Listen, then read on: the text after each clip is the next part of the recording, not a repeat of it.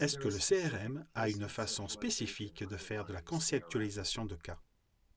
Oui, et à mes yeux, c'est vraiment très important quand nous travaillons avec le traumatisme et toutes les approches de traitement du trauma qui existent dans le monde, en tout cas à ma connaissance, sont extrêmement bénéfiques à de multiples égards. Néanmoins, ce que je trouve extrêmement utile en CRM et qui diffère légèrement de certaines autres approches existantes, c'est que notre conceptualisation de cas est très spécifique et comporte de multiples couches par rapport à ce qui est nécessaire pour guérir une personne du début à la fin d'une façon qui soit durable. Et cette conceptualisation est ce qui va informer l'utilisation intuitive du modèle lui-même.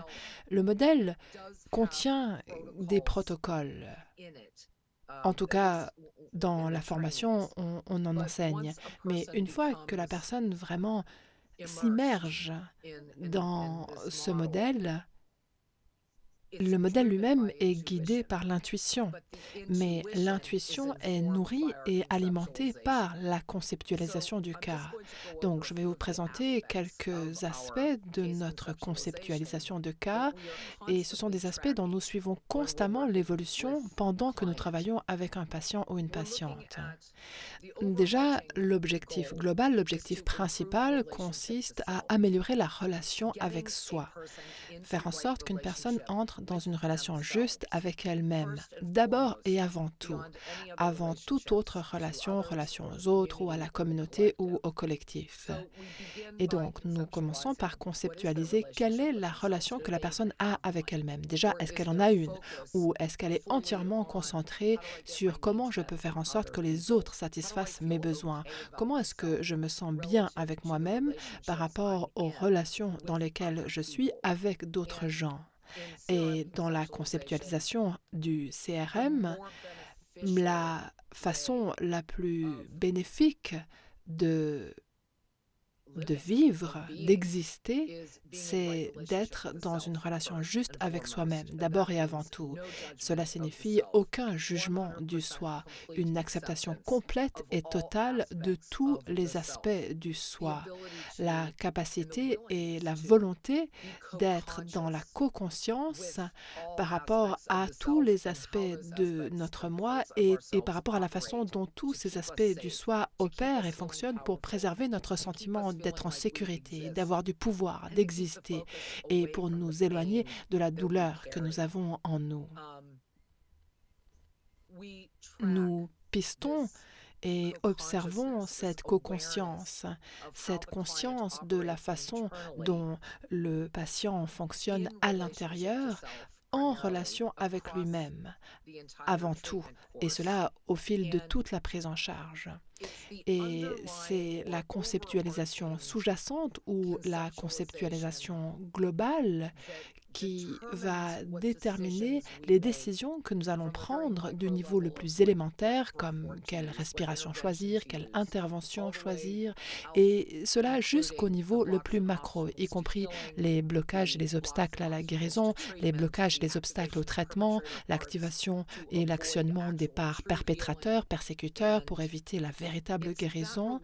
Et c'est cette relation à soi qui est l'objectif principal et aussi le point de mire fondamental qui nous indique où en est un patient dans son traitement. Ce que nous examinons également sur le plan conceptuel et ce que nous pistons, c'est le rapport au corps physique, c'est-à-dire la capacité de la personne à être dans son corps physique et comment son corps physique exprime les traumatismes qui ont été dissociés à travers des problèmes, par exemple, de santé chronique, des maladies ou littéralement à travers une déconnexion avec le corps qui devient comme anesthésié. Et ces deux questions, relation au soi et relation à la façon dont on est incarné dans son corps, sont liées à la façon dont nous allons conceptualiser le niveau de dissociation de la personne. Chaque être humain est dissocié dans une certaine mesure. Mais dans ce modèle, la façon dont nous utilisons le CRM et la façon dont le travail de guérison se déroule et progresse en CRM sera déterminée par l'exactitude de notre évaluation du système de la personne et aussi par notre capacité en tant que thérapeute à travailler de façon intime, de façon très nuancée et subtile avec le système dissociatif du patient ou de la patiente. Et cela, à mes yeux, est l'une des clés de l'efficacité de ce modèle, c'est-à-dire comprendre comment fonctionne la dissociation, indépendamment de la façon dont se présente la personne. Beaucoup de gens se présentent comme des gens hautement fonctionnels, très instruits, qui ont un très bon travail, qui savent très bien s'exprimer. En apparence, tout a l'air de bien aller, mais si on regarde sous le capot, il y a clairement énormément de dissociation, beaucoup de choses qui perturbent la vie de ces gens, beaucoup de douleurs internes et des mécanismes cachés, secrets qui sont à l'œuvre. Et cela peut bloquer la guérison, peut entraver le travail lui-même et entraver et inhiber l'authenticité.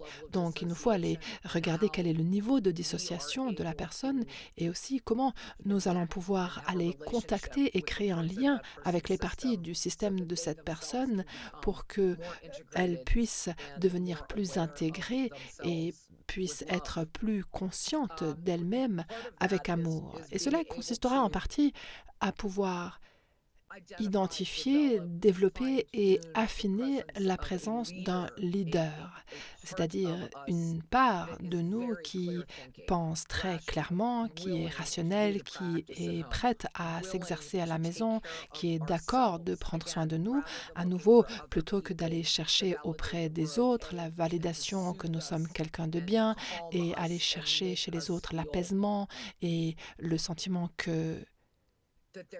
qu'il n'y a rien à aller regarder en nous.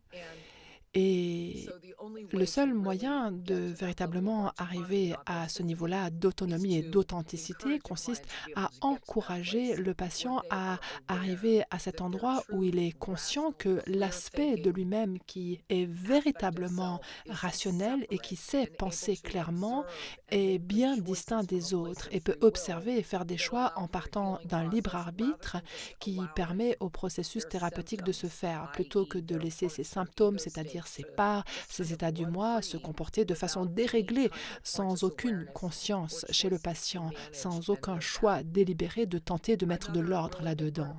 Un autre aspect très important de notre conceptualisation, c'est l'historique d'attachement de la personne, ainsi que ses schémas de réponse défensive, ces réponses que nous créons pour répondre à nos traumatismes d'attachement. Nous examinons également les paradoxes. Les paradoxes apparaissent constamment chez les gens. J'ai même le sentiment que 90% de ma pratique, de mon travail de clinicienne, consiste à travailler avec les blocages, les obstacles et les peurs que les gens ont par rapport au travail lui-même et par rapport à la guérison elle-même, en raison de ce que cela peut impliquer dans leur vie, le fait de rester en congruence avec leur guérison. Ils n'ont pas envie de voir certaines choses changer. Et ça, c'est un gros problème qui va influencer tout le traitement. La deuxième chose, cela dit, à laquelle je me retrouve constamment confrontée, ce sont les paradoxes. Les paradoxes, c'est cet état où il y a cette opposition, cette présence simultanée de contraires qui sont là en même temps. Et les gens maintiennent et gardent la tension de ces contraires pour lesquels aucune solution ne semble possible. Et ces opposés, ces contraires peuvent être des systèmes de croyances ou des paradoxes neurobiologiques et neurochimiques, des systèmes de parts dissociatives qui, en soi, opèrent les uns contre les autres ou avec les autres d'une façon fondamentalement paradoxale. C'est très difficile à dépasser. Les paradoxes maintiennent les obstacles et les blocages au traitement et à la guérison favorisent de leur côté les paradoxes et maintiennent leur force. Donc ces deux éléments s'articulent ensemble, la peur du travail et les paradoxes. Et ils sont constants. Parce que même si les gens disent qu'ils veulent guérir, un énorme pourcentage des gens a très peur des conséquences d'une guérison et aussi du processus de guérison lui-même. Et enfin, nous étudions le triangle victime, sauveur, perpétrateur, persécuteur ou agresseur.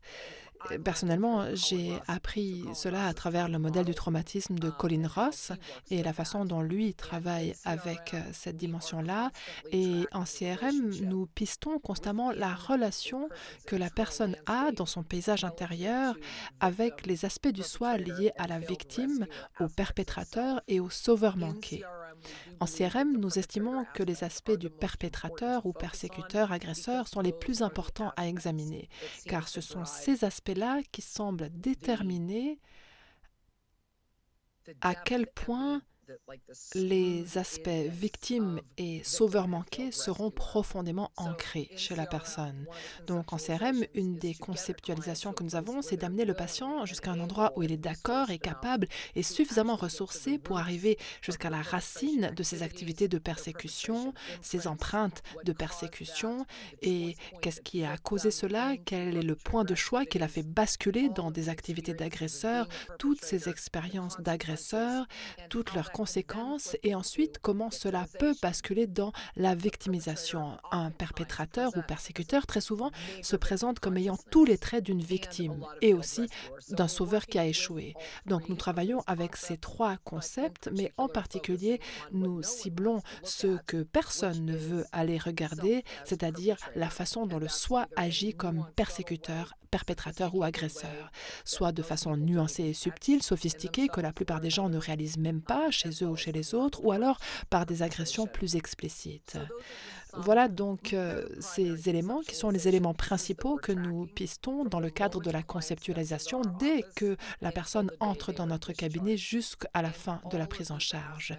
Et tous ces aspects sont ce qui nous permet de faire un travail vraiment complet et minutieux, sans entrer en collusion avec le système du patient et fuir ou ignorer les aspects qui, en réalité, sont ce qui crée des blocages et des diversions qui vont détourner la personne de la vraie guérison.